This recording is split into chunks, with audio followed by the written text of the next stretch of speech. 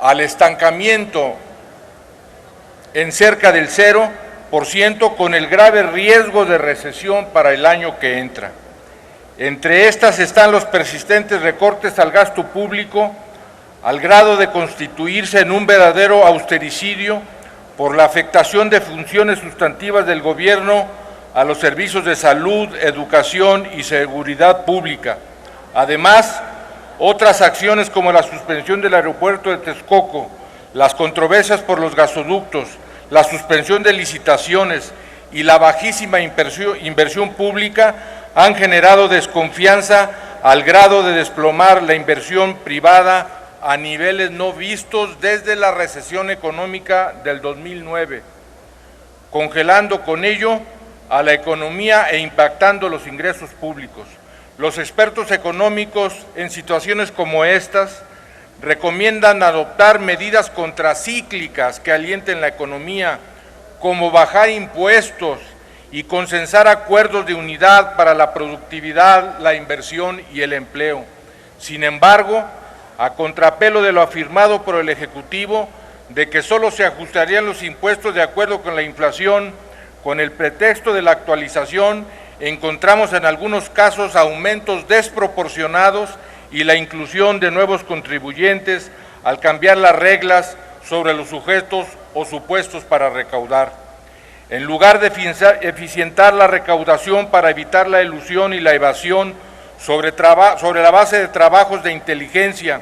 de tiros de precisión y el uso de las tecnologías de la información y estímulos para incrementar los ingresos,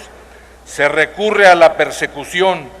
como en la reciente ley contra las factureras, al grado de blandir las figuras de seguridad nacional, delincuencia organizada, prisión oficiosa y confiscación de bienes sin juicio previo, en abierta violación de los derechos humanos, de la presunción de inocencia y el debido proceso. Lo que se busca es generar miedo. Se trata de recaudar como sea, poniendo más carga tributaria a quienes ya pagan, sin cuidar los impactos económicos y sociales de manera improvisada, sin estudios que sustenten estos desvaríos, al grado de levantar la más amplia protesta de los últimos 20 años. Estamos en contra de la miscelánea fiscal porque contiene muchas normas injustas, inequitativas y desproporcionadas. Ejemplo de ellas son en los juicios de arrendamiento inmobiliario, en los que se condena al arrendatario al pago de rentas vencidas, la autoridad judicial requerirá al acreedor que compruebe haber emitido comprobantes fiscales. Pretender gravar con ICR a más de 2 millones de amas de casa, madres solteras, que realizan ventas por catálogo, que aunque lo rectifican, persisten con un transitorio que les deja abierta la puerta para persistir en su objetivo.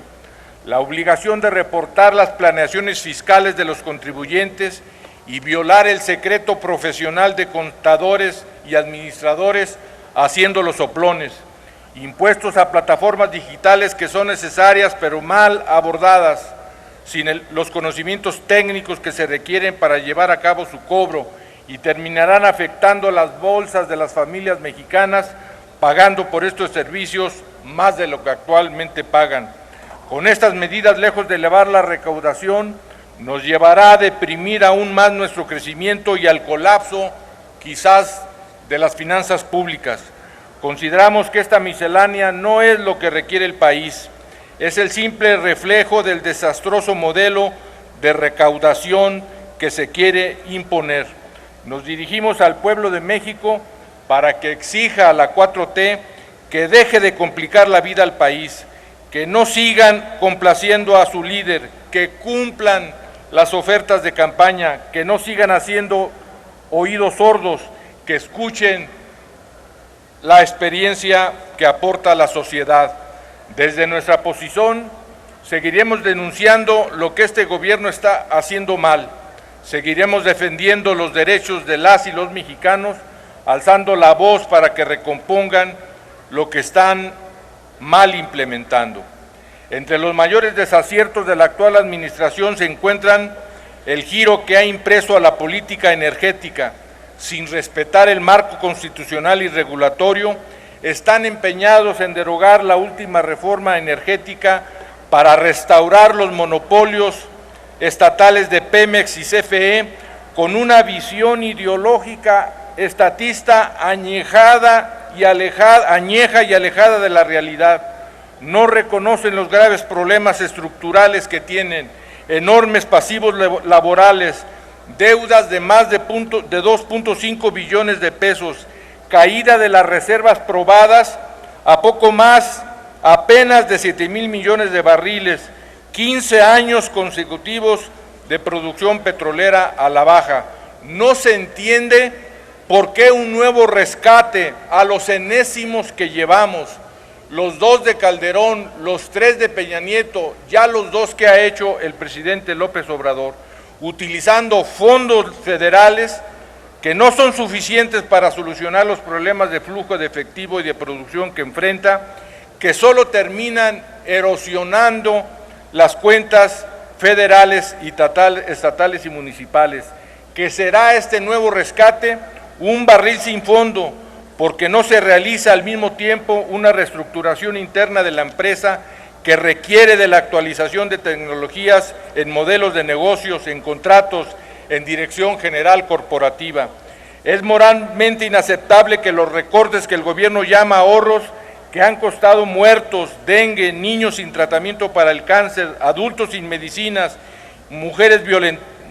violentadas sin albergues, guarderías infantiles. Conocimos apenas ayer el informe de los centros de alta especialización que reclaman prácticamente de nueva cuenta la crisis porque no tienen lo elemental para operaciones. Por ello, consideramos que destinar recursos a una empresa lastrada por décadas de ineptitud y deshonestidad será un nuevo fracaso. Estas transferencias que no estaban contempladas en el presupuesto ahora han sido destinadas al refinanciamiento de deuda, a mayores intereses y mayores plazos, a obras sin sustento técnico y financiero como la refinería de Dos Bocas, a inyectarle capital a la empresa para hacer frente a la necesidad de flujo de efectivo en lugar de generar condiciones para mejorar su eficiencia y productividad. Pemex no cuenta con un plan de negocio realista basado en estudios de evidencias que establece las incansables metas de extracción petrolera que se han estimado de 1.950 millones de barriles diarios para el próximo año. Por el número tan pequeño de campos a explotar, la magra inversión pública comprometida en este ejercicio, por la exclusión en la práctica de la inversión privada nacional y extranjera, al cancelar las rondas de licitación, al negarse a emplear las mejores técnicas alternativas mundiales y al relajamiento del gobierno corporativo, poblado ahora de directivos sin experiencia en los principales cargos directivos de Pemex y en los órganos reguladores. Estas acciones han afectado la confianza para invertir no solo en la industria petrolera, sino en toda la industria nacional.